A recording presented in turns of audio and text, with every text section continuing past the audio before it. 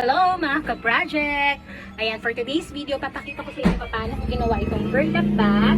Yan, using this mini heat press na nakita ko sa Shopee. Ayan, binili ko siya sa Shopee.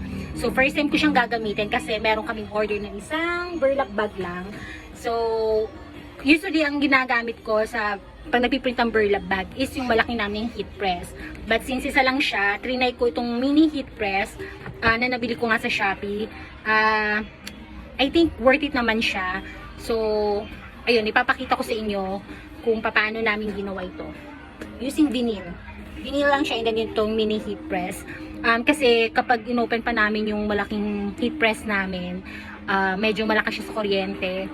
And isa lang naman yung tatatakan namin. So, buti na lang, gumana naman siya. And I think mas okay to gamitin para dito. Kaya kung gusto niyo mag-start din kayo na small business, sa mga burlap bag, or kahit saan, kahit t-shirt, I think ito okay na to. This will do for startup. Kung wala pang pambili ng malaking heat press. So yun, ipapakita ko sa inyo. Kaya panoorin niyo po kung paano namin siya ginawa.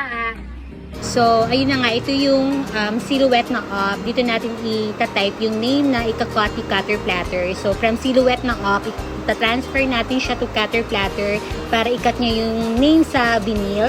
Tapos, pag na-cut na sa vinyl, yung name, iyan, ilalagay natin siya doon sa burlap bag. So, lalagyan lang natin siya ng teflon para protection din doon sa ibang side ng burlap bag. Tapos ito ginagamitan natin yung mini heat press na nabili natin sa Shopee. Tapos patutuyin lang natin siya. Lalamigin lang natin siya bago natin i-peel off yung film. And then, pag natanggal na natin yung film, i-reheat natin siya ulit. And then, ayan na, ready na siya. Ito na yung finished product. Thank you guys!